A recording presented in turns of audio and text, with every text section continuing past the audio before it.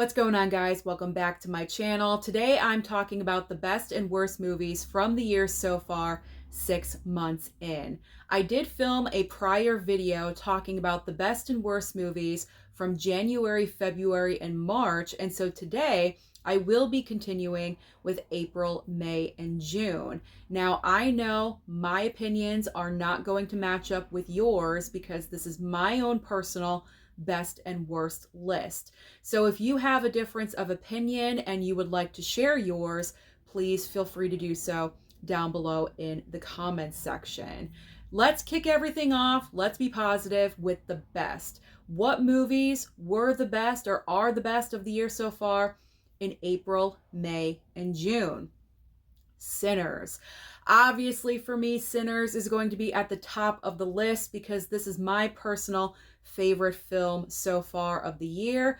And honestly, I'm not really sure what is coming in the future that is going to throw Sinners out of the #1 spot, because to me, this film was just so well done, so creative, so original. We got vampires in here. We have Michael B. Jordan playing twin brothers.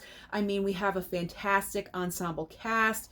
Everything about this film, from the acting, the casting, the technicals, everything about Sinners is at the top of its game. And I really do think that Sinners is going to be a future award season contender. My next favorite on the list is The Accountant 2. I really love this movie a lot. I had never seen the first film, so I did want to prepare before watching the sequel in theaters, obviously. So I did watch the first movie. I have it on Blu-ray. I had to dig through my pile, but I found it. So I did watch it. And I really enjoyed it because Ben Affleck is actually playing a character. Such a very, very intricate type of character, very outside of his norm to play. And that's what I really loved about this movie. So I was excited to watch the sequel. And when I saw The Accountant 2, I loved it. I absolutely loved it even more than the original because I thought Ben Affleck as that character took him and just evolved him in such a magnificent way, because in the sequel we see different sides to him. In particular, the scene where him and his brother go to the honky-tonk like cowboy bar and he's line dancing. That entire sequence was just so much fun. Him and his brother out there having a great time. I thought it was so wonderful to see. And plus there's great action sequences also throughout the entire film. So I highly enjoyed The Accountant 2. And just in case you did not hear, we are getting a physical media release because this film went to Amazon Prime very quickly without a physical media release date. We are getting one. So The Accountant 2 should be available on physical media within the next couple of months. So I'm very excited about that. The next film I'm going to talk about is Warfare. Now, you guys know that when it comes to war movies, that genre is not a go-to for me.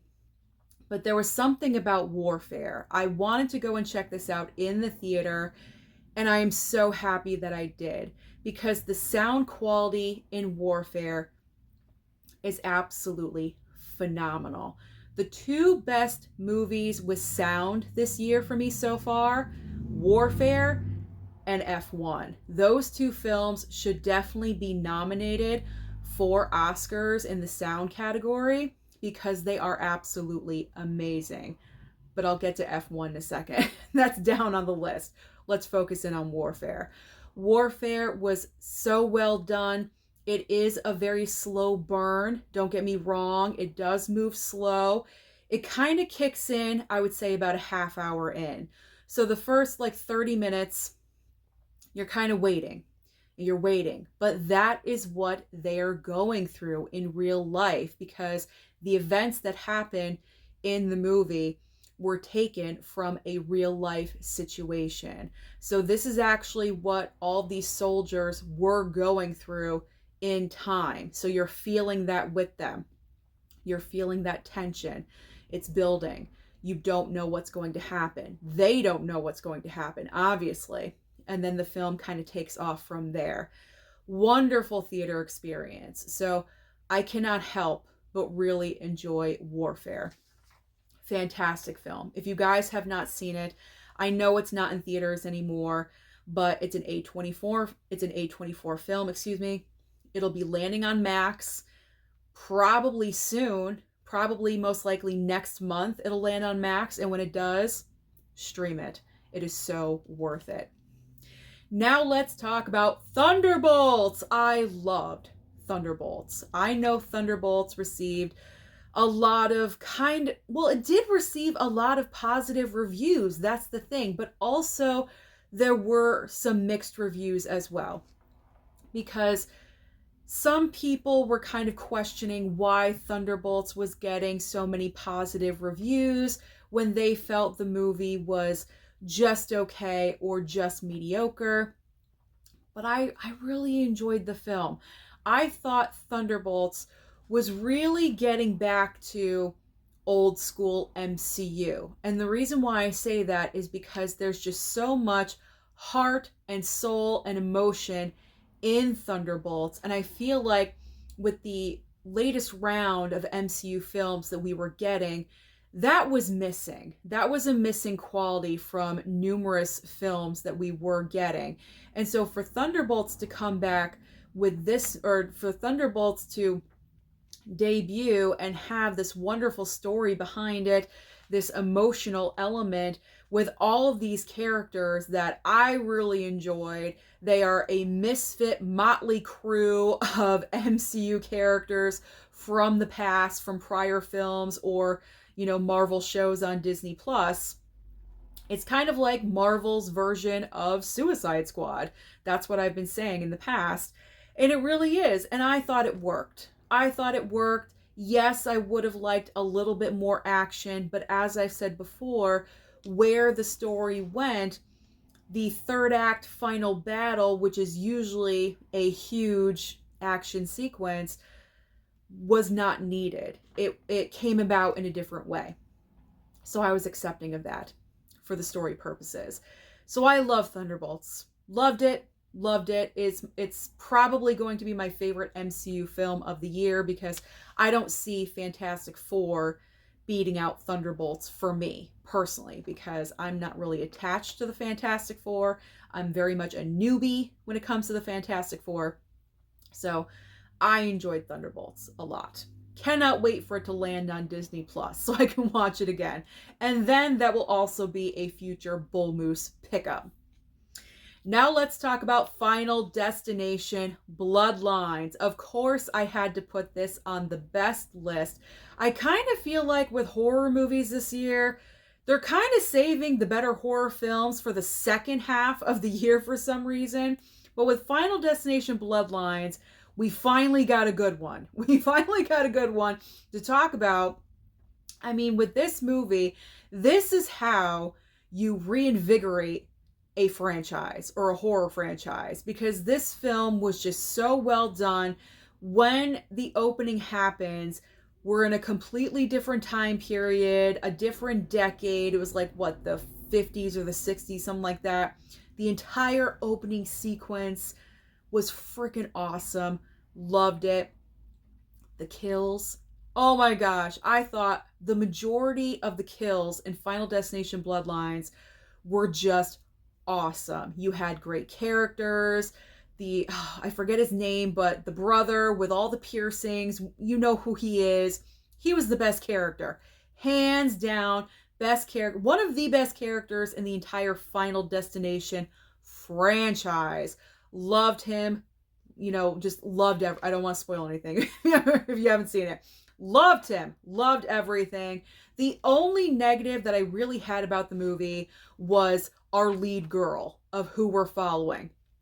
I wasn't really into her. I don't know why, but she was like really the only part of the movie for me, like her and like the mom, but like the other part of their family, I was totally into them. Like I enjoyed them a lot, the brothers and the sister, because she was so snotty and everything. I really enjoyed that part of the family. It just seemed like the main part of the family that we're supposed to be into really wasn't that entertaining, but whatever. I enjoyed the movie as a whole, and of course, I cannot stop talking until I mention Tony Todd.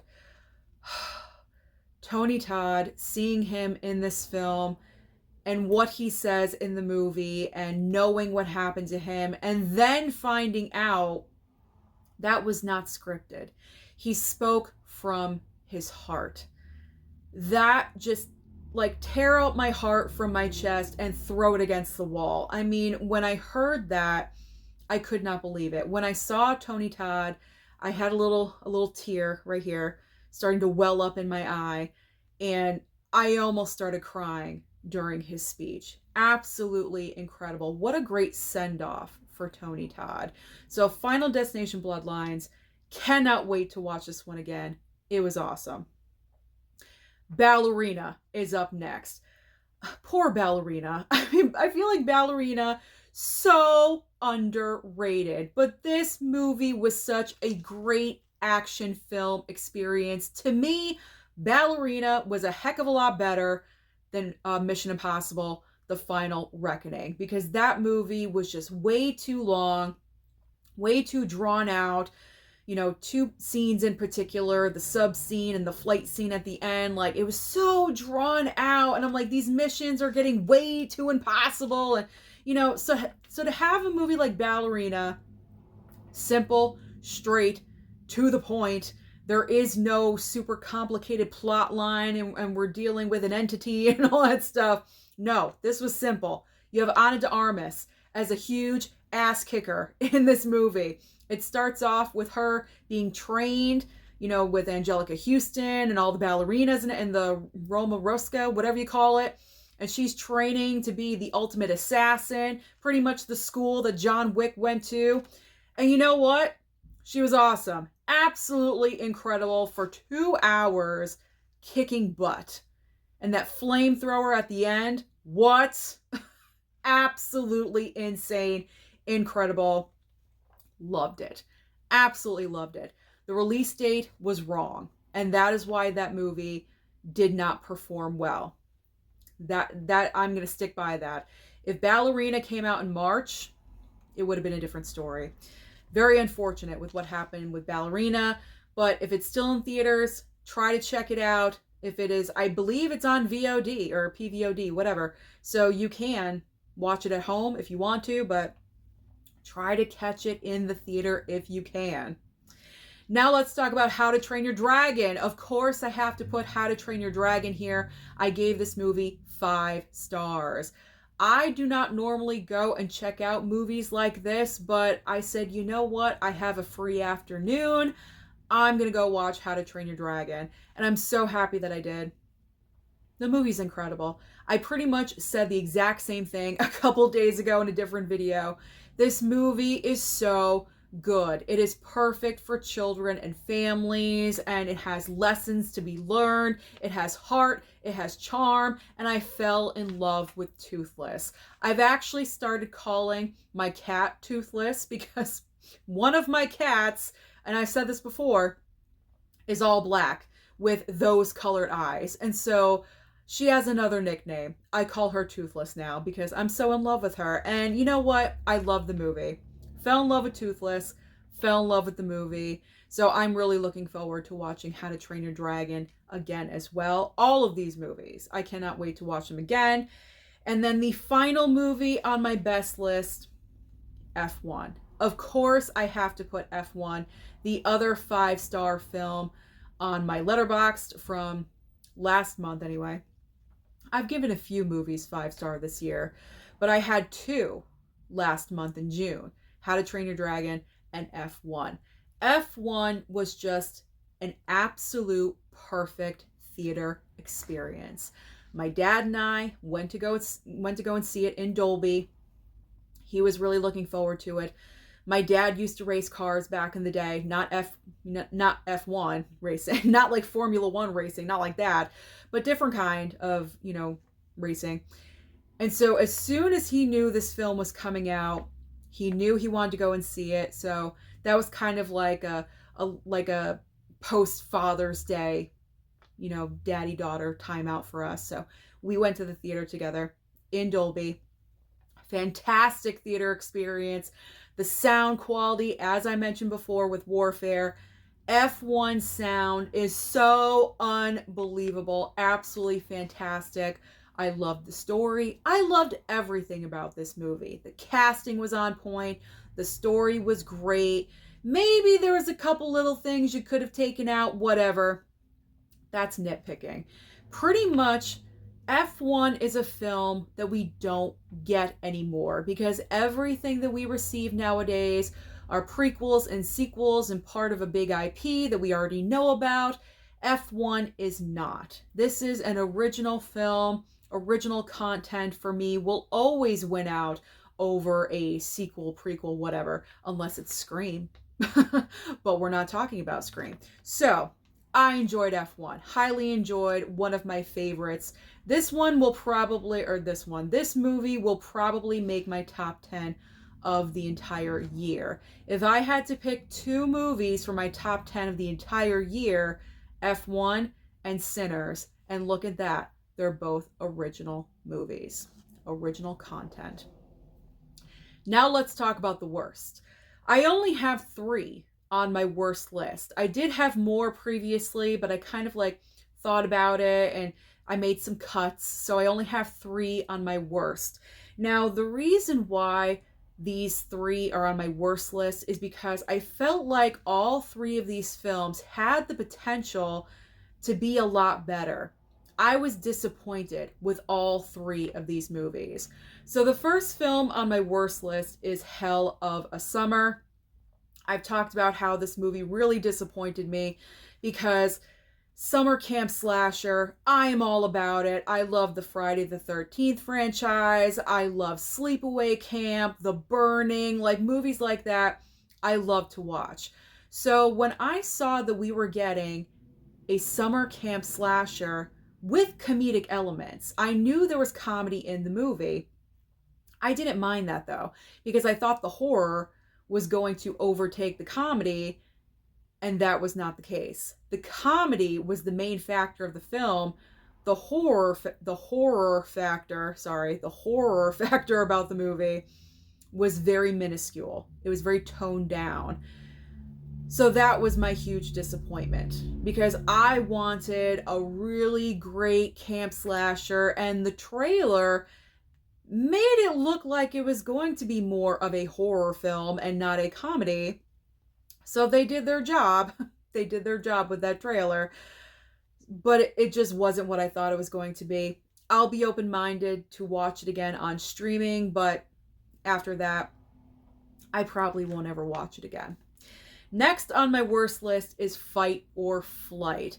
This movie, I don't even know why this film was made, to be honest, because besides being disappointed with the film, the movie is forgettable. As soon as you leave the theater, you forget about it, honestly. The best part about the film is Josh Hartnett, and I'm always rooting for Josh Hartnett. He's kind of having a comeback, kind of, sort of, but not in a great way, because he was in Fight or Flight, and before that, it was Trap. And Trap was crap, in my opinion. So, Josh Hartnett is not really doing that well. He is working, yes, but he needs to pick better material. He just needs something better. I mean, prior to Trap, the movie that I saw him in last was Oppenheimer. It won Best Picture. That's what Josh Hartnett needs to be working on. Forget movies like Trap and Fight or Flight. These are not good. But talking about Fight or Flight, pretty much it's like John Wick on a plane, that kind of situation. The script was horrible and basic. Not good. I think the director, this was his very first movie, and it showed. There's just really nothing special about Fight or Flight. Like I said, as soon as you leave the theater, you're driving out of the parking lot, you forgot about it. Oh, I did watch that movie. Nothing memorable. Nothing at all. You don't talk about it the next day with your friends. You don't post about it on social media. You're embarrassed that you went to go and see it. So you're not going to post about it. So Fight or Flight, Don't recommend. You don't need to watch it. If you do, God bless you. That's all I gotta say. So my last movie for the worst films from April, May, and June, Clown in a Cornfield. I went to go and see Clown in a Cornfield because I saw the trailer a couple of times. It looked like it could have been a lot of fun. So I was optimistic about the movie. I went to go and check it out. I was ready, bunkered down in my seat, ready to be scared because I hate clowns. Okay, so clowns in a horror film, that is a scary element to me. So I was ready to be scared. But the problem with Clown in a Cornfield is that the movie is really not that scary. I will give the film a little bit of credit because there were some funny moments in the movie that dominated over the scare factor of the horror film. Like when they were trying to dial the phone and it was an old rotary phone and they didn't know what they were doing with it. That was a hilarious moment in the movie. So I will give it that kind of credit. But overall, Clown in a Cornfield, the major problem is that this horror film was so watered down and basic. This is like an introductory horror film if you've never seen a horror movie before. This is not for a horror movie fan that's been watching this kind of film, this genre, for the past like 30 or 40 years. Not saying that I have, because I'm still, I guess, new to horror, but I've been watching horror films steadily for the past like 5 years. This was not scary at all. It was not scary, and also it was predictable. And that's pretty much one of the worst things that you could be in a horror film, is predictable. So again, all three of the worst titles, disappointed. Absolutely disappointed. So those are my picks for the best and the worst movies from the past, well, 6 months in, past 3 months of April, May, and June. Thank you so much for watching this video today. Comment down below and let me know your thoughts about these films. Don't forget to like and subscribe before you leave, and I'll see you next time.